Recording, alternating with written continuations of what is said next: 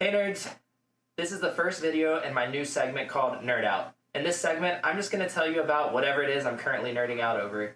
Recently, I've kind of been obsessed with making a budget YouTube studio, and this is the result. Welcome to Nerd Out.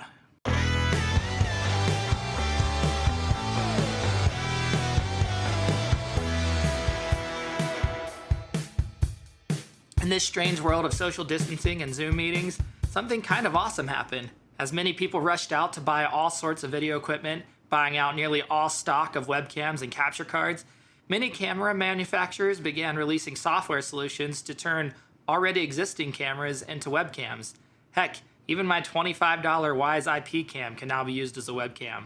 But more importantly, major camera manufacturers like Canon, Nikon, and Panasonic released their own software, enabling many of their DSLRs and mirrorless cameras to be used as webcams.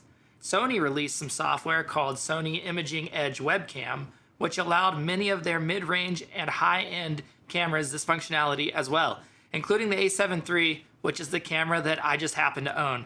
So I started tinkering with upping my Zoom game a little. It started out simple.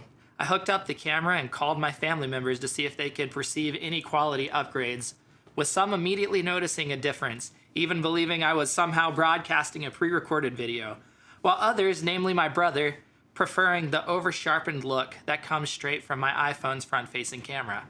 Next, I connected my Rode Video Micro to the mix, grabbed my daughter's bedside lamp to add a touch of soft white light and to add a little dimensionality to my face, and framed up in front of my Christmas tree and stockings for an online Sunday school lesson. And if I'm being completely honest, it was looking pretty dope. But then, once the Christmas decorations came down and my daughter demanded I return her lamp, I was left with nothing. Nothing, that is, except the desire to make a studio. But I needed somewhere with some space, and I had considered our craft room where I 3D print and my wife sews and does other crafts, but it's already pretty full, and I didn't think it would be big enough. I wanted depth, somewhere I could have some separation between me and my background, so I settled on the basement and squeezed between the storage and our makeshift COVID gym. Next was lighting. This was gonna be the hard one. It's been a minute since I've created a video, and hard to justify spending much on lights that very well may not get used very often. I watched about 1 million hours of YouTube researching different lights. Check out this one by DSLR Video Shooter. It's a bit old, but great information. Before finally landing on the Releno Camera Light S116. This bicolor light has a CRI, or color rendering index, of 95 plus, and color temperature ranging from 3200 Kelvin to 5600 Kelvin, or tungsten to daylight. There are plenty of budget lights in the $30 to $50 range, but none of them are really made to be studio key lights, but are adequate enough. The Releno came in at the higher end, around $45. The major benefit and deciding factor for me was while most of the lights in this price range are compatible with Sony NP-F style batteries and AC power, almost none of them include the battery or the power adapter. The Releno has an integrated battery and is chargeable via both micro USB and, more importantly for me, USB-C, translating to an overall cheaper and simpler lighting solution. I thought the unfinished basement would have its own certain charm, not to mention my Rode Video Micro could be suspended from the ceiling using a $20 microphone arm I got off Amazon. But the LED lights ended up causing a weird strobe effect, and the entire setup ended up looking more like I was being held at ransom and forced to make anti-American propaganda than anything else.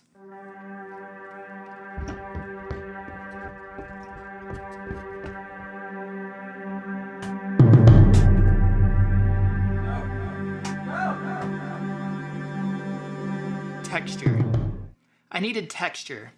Unfinished wood is cool, and reclaimed wood walls are all the rage. I hadn't the time nor the desire to piece together a wood backdrop, but I did just happen to have some old pallets lying around, some big hooks, and some ratchet straps. There, that'll do. Well, not so fast. Turns out my skin tones and hair color are almost identical to those pallets back there, leading to a pretty monotone look. Not to mention, one side of my face was looking pretty dark. One last $45 shopping spree to Amazon got me a 3-pack of Wi-Fi enabled RGB LED lights, these clamp lamp lights, and a 50-cent white poster board to bounce light back to the dark side of my face. some recently removed Christmas lights for practicals, and what you have is this. I know I called this a budget build because, well, for me, it was. I already had a couple of cheap $20 tripods laying around and our family's nice camera and an external microphone, but you could easily have similar results using the cell phone you already have in your pocket, even using the integrated microphone or a $15 lav mic. Check out the link below for my affiliate link to a well-reviewed lav mic. My total cost for this build was $120. Your price will depend on what equipment you already have laying around. It's been a while since I've had the time to make a video, and it's been a hobby I thoroughly enjoy, but I struggle finding direction. I struggle with the creative aspect. What does come a bit easier to me is the technical aspect of creation. I've researched many aspects of videography, from frame rates and shutter speeds, to lighting and even mastering audio, but I've yet to invest the time and effort into putting them all together and making the most professional video I am capable of producing. This is pretty much it. This is that attempt. Thanks for joining me for this nerd out sesh. It's been a ton of fun building out the studio. This channel still doesn't have a clear direction, but go ahead and hit that like button and subscribe button if you're interested in seeing where it ends up, or even if you just want to tease me for how infrequently I post videos. Anyway, stay safe, stay positive, and stay nerdy. We'll see you next time.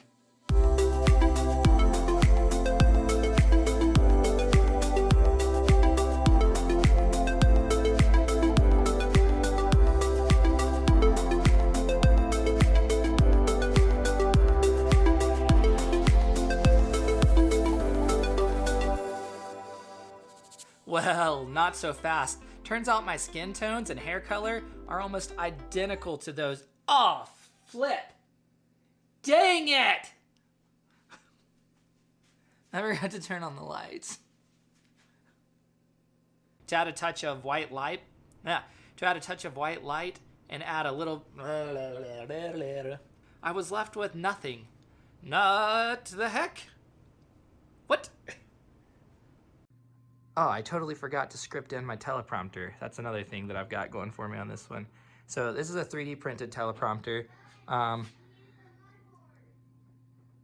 Oh, please don't fall glass. All right, yep, that's what I was afraid was gonna happen. Boop. Anyway, so I 3D printed the base.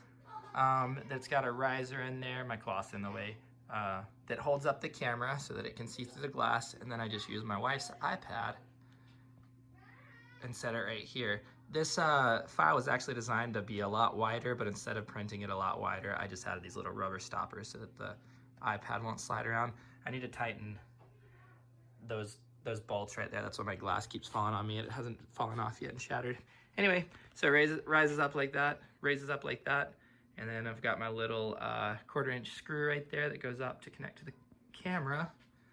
And yeah, this is just a spare piece of fabric that my wife had from one of her sewing jobs. Eventually I'll get a better piece of fabric, probably with some elastic so it grips the lens, and so I don't have the fabric droop down in front of the lens like it is right now.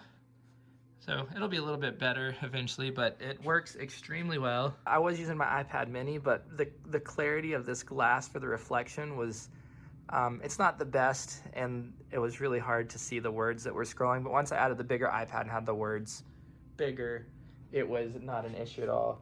I currently don't have like a clicker or anything to control it, so I just put this on a table in front of me or in my pocket, and then I can just use the mouse to click or scroll back up since I make mistakes all the time. So anyway, that's another cool thing I got that's super useful, and I'm pretty proud of this one actually. Oh goodness. Hello?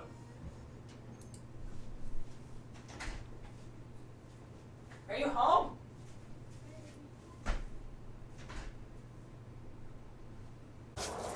My husband's a nerd, and you should be one too.